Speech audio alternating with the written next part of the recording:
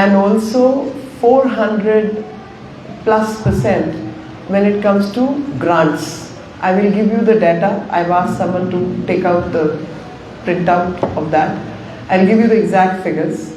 But let's look around and let's see how a state which is most educated in terms of people, a state which has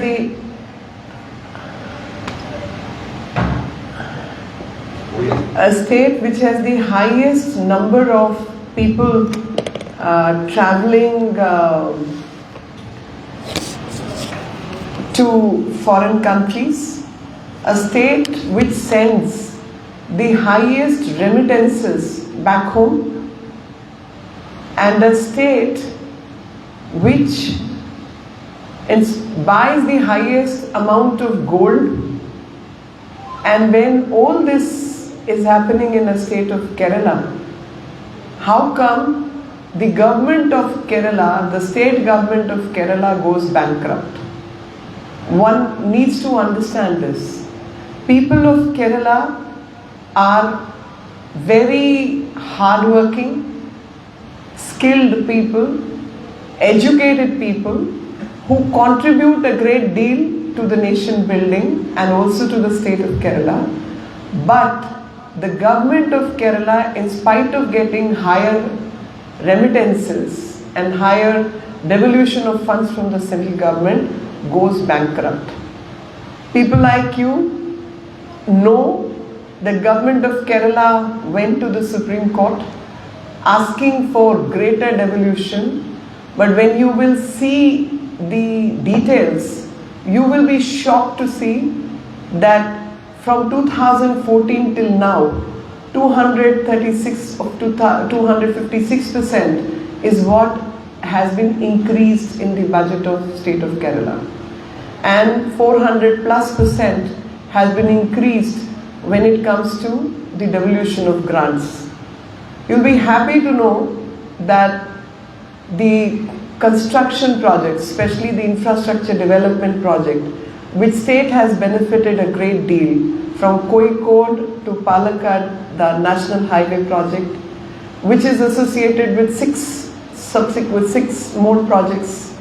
A grant of few thousand crore is what the central government has spent on this project. The metro, especially the water metro, which has been built, also the grants and the project expenses have come from the central government. I'll give you the detail. And the detail is that NDA government has been on the resolute trajectory to Sabka Saath, Sabka Vikas, and state of Kerala has been benefited by the central government run by the NDA in the center as compared to the previous governments. So 2 Vande Bharat trains which are connecting north to south Kerala were introduced by the Honorable Prime Minister, and those 2 trains have further connected the length and the breadth of the state. And this is facilitating travel for pilgrimage, accessibility to Kollam, Kottayam, Ernakulam, Thrissur and Kannur. Amrut, which is the scheme of the central government, Ministry of Housing and Urban Development. In Amrut scheme, in 2015, the government brought in something like 2,357.69 crore.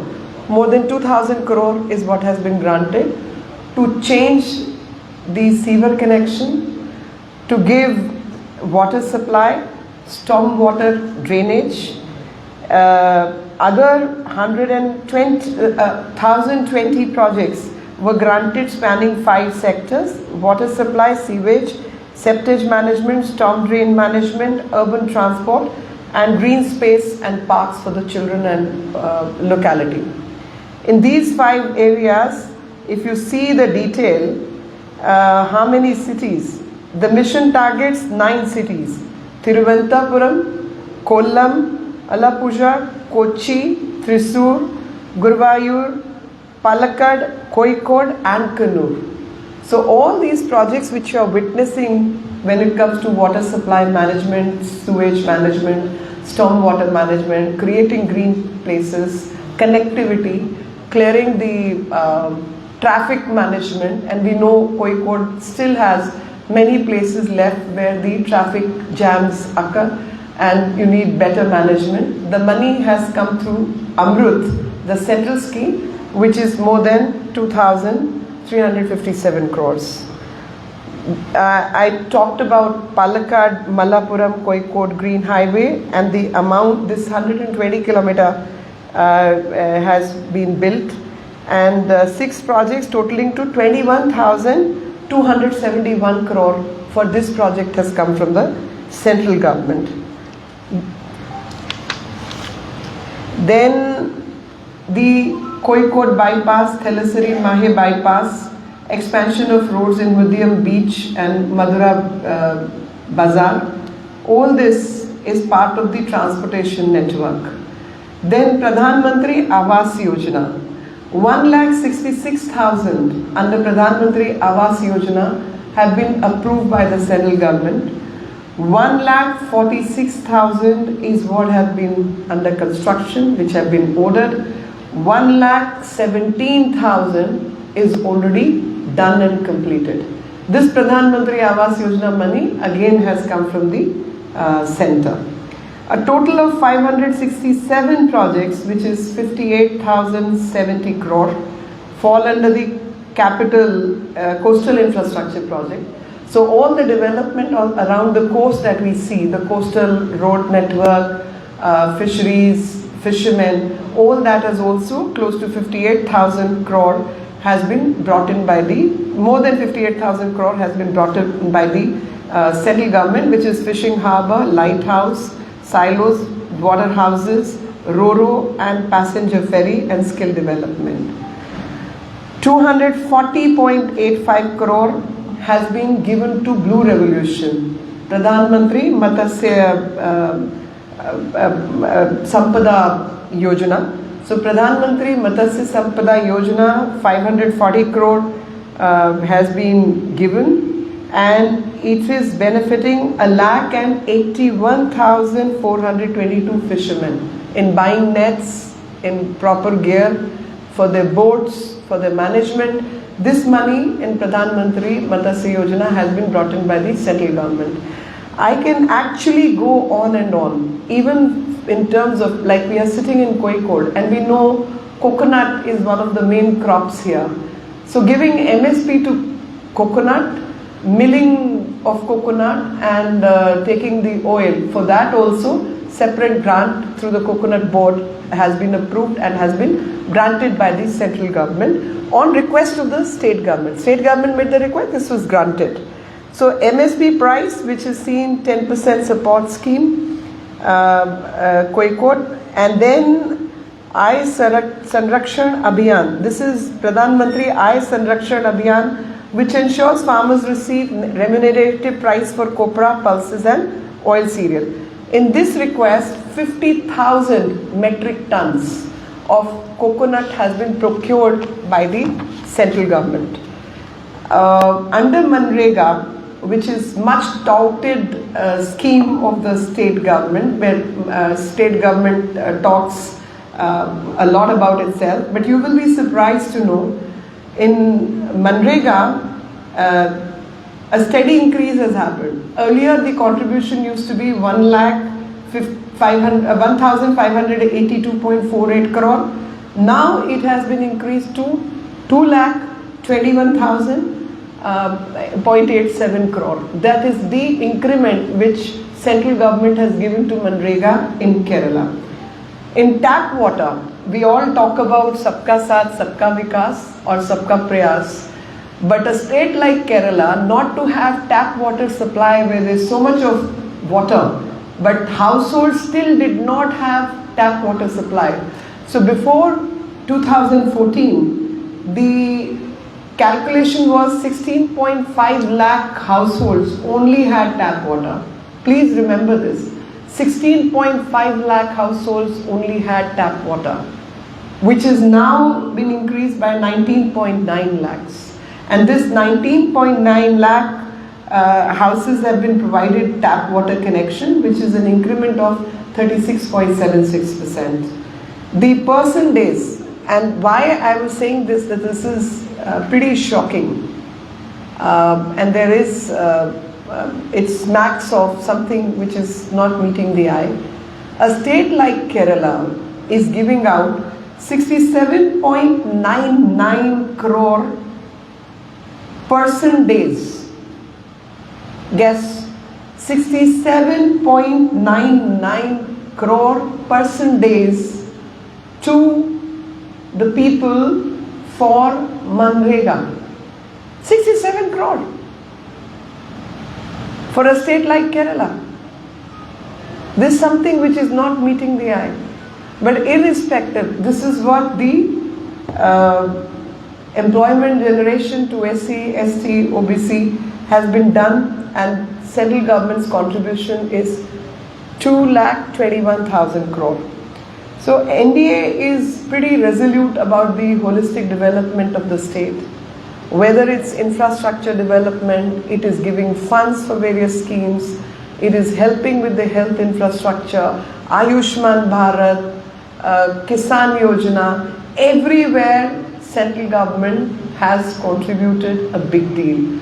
And whether it's soil testing, micro irrigation, for every scheme, central government has always supported the people of Kerala. On the mismanagement part, I must come back to you, and I was telling you that I started from here. So the tax devolution from 2004 to 14 has increased by 236%, and the figure is, earlier it used to be 46,303 crores. 46,303 crore till 2014. From 2014 till 24, the figure has gone to 1,55,649 crores. 1.5 lakh more than that is what the tax collection and devolution of tax is happening with the state of Kerala. From 46,000, it has increased to 1.5 lakh and above. Grant in aid from 2004 to 14 used to be 25,629.7 crore. Today, the same grant is 1,43,117 crore, which has seen an increase of 458% in last 10 years of NDA rule as compared to the UPA rule. And I feel that additional grant which is given to the state is also 15,866 crore, was released for the year 23-24, and periodically the central government run by Honorable Prime Minister Mr. Modi has periodically been releasing advance tax devolution to strengthen the hands of state government. But the contention which the state government is repeatedly bringing up is that they receive a lower share of the taxes is blatantly false and incorrect. And I'll share why. So it's fundamentally flawed. In thinking, it's flawed. And thus I call it incorrect. Every state in India contributes to the nation building and development, and every state deserves a fair share of its development process. And the same is based on principles enumerated by successive governments. All previous governments have formed a formula, and based on that formulation, the devolution happens. And I'll show you how the devolution has been increased and has been made better under the Modi government. So location of direct tax will not be a fair and equitable principle, for the simple reason that all the big companies and others may be producing somewhere, selling it all across. They will have their corporate office in one particular state, and the taxes get to be paid in the central registered office. And when the registered office gets to pay the taxes, that cannot be a factor to determine how the transaction needs to be divided, because the money is made in another place. If you're selling it across the country, you've made money from all the states. But because of your own benefit or convenience, you've registered your company's headquarter in one particular region, and it's that place that cuts the taxes. So it will be an unfair methodology to calculate the devolution of taxes. Similarly, companies which are pan-India make profit everywhere.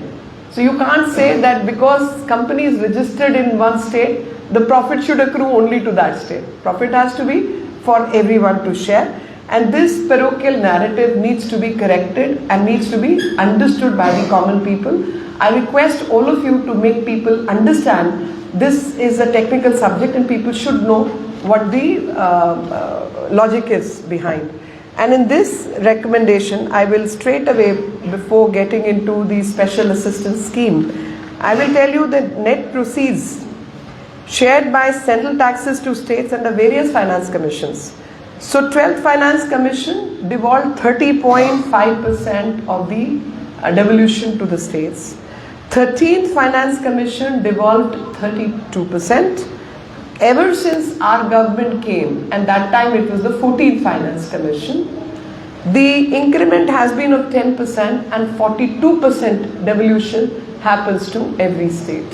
So 42% and the 15th 1% reduction happened because of the creation of Union Territory of Jammu and Kashmir. So 1% reduction happened and it has been made into 41%. So that is the status. And in that status, you will realize that during the period of COVID-19, a special scheme was launched, and that special scheme was to generate employment for everyone, for every state, Infrastructure Development Assistance Scheme. So for 50 years, the money is granted by the central government, no interest at all. And that scheme was basically started during the period of COVID so that they get the seed money and there's some activity. Post-COVID also, the same scheme has been given to people so that every state gets to benefit out of this scheme. And I specifically feel that interest-free loan for every state for 50 years is a fantastic scheme for infrastructure development, for the benefit of people. Every state seem to have benefited because of this job of the central government.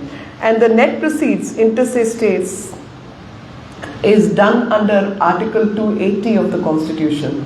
So the flawed narrative and incorrect narrative which the state government is seeking to create needs to be corrected.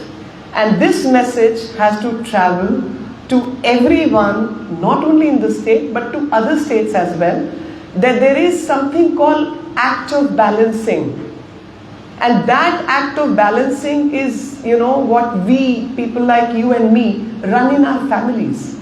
You spend money as per your earning. You keep a provision for saving. You keep a provision for somebody falling sick. You make provisions. You adjust your budget accordingly. It cannot be that I party every day and then I ask money from my parents that please give me more money because I want to have another party. That's not the way any family can run. The state government in Kerala is precisely doing that precisely they are mismanaging the funds which are meant for the development of the state. The most development that you see around has been contributed because of a very, very generous and also law-abiding central government. It's Article 280 of the Constitution actually decides how the distribution of taxes is going to happen. So they are trying to blame everybody else but for themselves.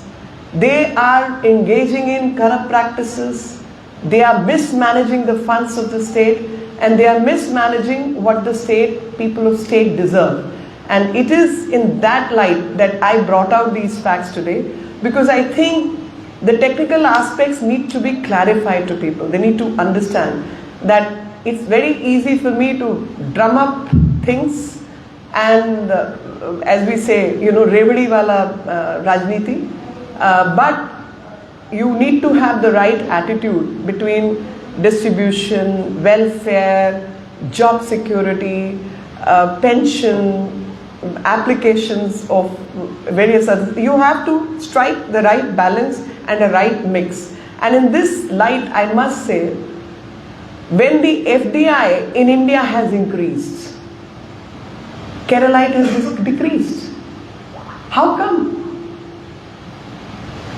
India has become 5th largest economy in the globe. But Kerala has benefited because of the central schemes, but of its own, Kerala has not got that kind of investment. If the private money is needed for investment purposes and changing lifestyles and retaining the youth within the country and within the state, we should encourage that. We need to rethink the strategy of running a state. There is a flawed thinking, and this flawed thinking is also controlled by corrupt practices. That's the point I'm trying to make. The point I'm trying to make is that people's benefit is neglected, people's welfare is neglected, corrupt practices are engaged in, and whatever benefit can accrue to the people of state has been taken away by the state government because of the data in detail that I had just now shared with you. Any questions? I can just go on and on because even when it comes to three very important projects which are going to give benefit to the state, is Cochin Shipyard Dry Dock, which is again investment of 1,800 crore is been brought in, and Vikram Sarabhai Space Center, where the Prime Minister inaugurated 3 very important space infrastructure projects. International ship repair facility in Cochin Shipyard is what has been worked upon, and it's going to be fully developed pure ship repair ecosystem, and which is going to I must say that when I especially look at Kozhikode and I look at Behrampur, the boat which Kozhikode is famous for, Uru, E-U-R-U, Uru. So Uru is where Kozhikode started its journey of trade and commerce in the past. And getting this shipyard business here, a repair business, and I wish the best to the state that you also start engaging in shipbuilding, and the ancient tradition of the state of seafarers continues, and we do well as the technology and everything has changed over the years. And my best wishes to the state of Kerala. All Malayalis are my brothers and sisters, and I feel very strongly about the state's future and the people because I think east to west, north to south, from Kashmir to Kanyakumari, India is one, we are all one people, and we all need to share the benefits of everyone, and that's how the devolution of taxes also happened. And Malayalis have contributed a great deal to the well-being of the nation, and we all respect that, and we contribute the same, and let the whole country come together for the benefit of everyone. Any questions? I will welcome that. Regarding central funds, the CPM leaders suggest that BJP is playing politics. That's, again, I gave you the figures. If I'm playing politics, if the central government is playing politics, how come there has been an increase of 286%? Please ask this question. How come there is an increase of more than 400% in the grants you have received? Don't hide behind a fake narrative. Answer the questions. You've got 286% more money in taxes. You've got 400% more money in grants. What happened to that money? Please answer that. You can't fault others with your management. If my husband brings more money home and I still keep asking him that I need more money because I blew it all up, who's to be blamed? Who's to be blamed? You need to have the managerial skills. You need to manage better. They are not managing. That is the point I am making. They are fooling around with everyone. It's rhetoric. The facts are completely different. And all this development that you see, the 6-lane highway, Palakkad-Kozhikode highway, the other 6 projects along with it, metro, water metro, all these projects, the bridges, all these have come from the central scheme. Amrut has given water supply system, seepage management, sewage management, parks, green areas, and you're saying central government is not helping you. Hiding behind false narrative. That's what the state government is doing, and hiding their corrupt practices. Any other question? What is the current political scenario in Kerala? Is it from BJP? Sir? Political scenario. I am very sure BJP is on the rise, and BJP is going to get the seat, and BJP is going to do better. It's the people of Kerala who need to understand that Congress is no replacement for the communists. You look at LDF, you look at UDF. Both parties have engaged in corruption when it comes to cooperative banks or anything else. You look at their management skills, you can see the kind of bad management they have showcased, that in spite of getting higher revenue, in spite of getting higher grants, they have mismanaged. Completely mismanaged. How many days do you expect? Sir, I can't answer that. That answer will come after the people of Kerala decide to vote. Everybody said that there will be two number seats in Kerala. I am not, if Mr. Modi has said something, I'm no one to speak on that. He's already spoken whatever he may have spoken. I do not know the answer. Ma'am, this is ED time. Huh? Enforcement Directorate time. Hey, ED time. Why ED targeting only opposition leaders? Because they are the ones who stayed in power and engaged in corrupt practices. I never told them to steal money. They stole the money. ED is like finance police. You can't, beat up a woman, engage in some bad activity and say there should be no case of domestic violence. The case will be made. So on women's side, the crime rate against women has increased. Do I tell them to misbehave? No, I do not. But people do wrong things, so cases will increase. I do not promote drugs or drug trafficking, but number of cases have increased multifold. Police has to take action against those people. We don't say that you don't take action. Similarly, ED has to take action if you've been corrupt and taken money out of the country. If you are doing gold smuggling, you got to be caught.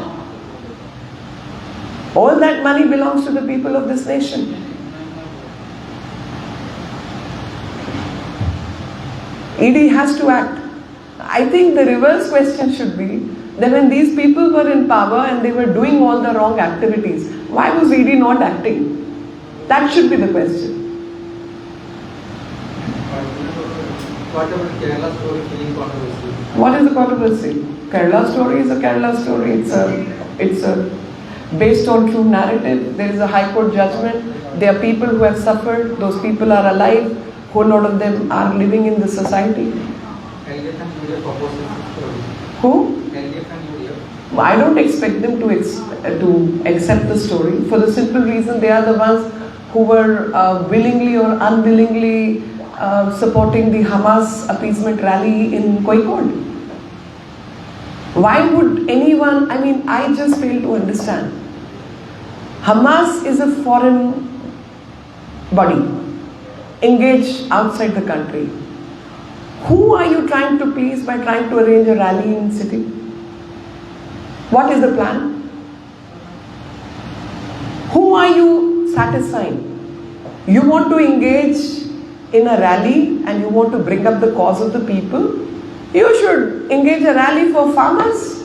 You should engage in a rally for students. You should engage in a rally for women. Their rights are getting affected. For them you do nothing. But you're here to engage on Hamas.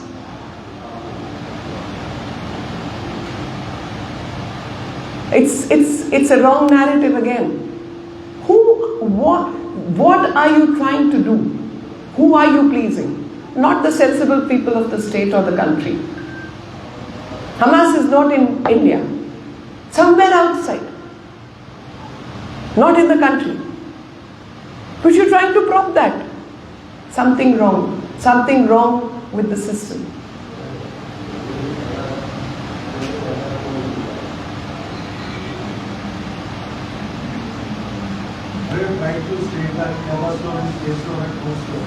Sir, I do not know, but I know there is a High Court judgment in which some such cases had gone before the High Court, and High Court decided that yes, there is a planned attack on people and women are getting duped and fooled into it. And it's not as if everybody from the community is engaging. There is a set of people who do wrong things, and I think it's the community which should come out in open support of everybody who's nice and decent. I do not believe if there is a targeted handling of particular vulnerable women, every sensible man or a woman from all the communities should come together to support that girl, to support that woman. And that's my expectation, irrespective of religion, irrespective of any such thing. Sensible people need to stand together for the right cause. Good people also need to stand together.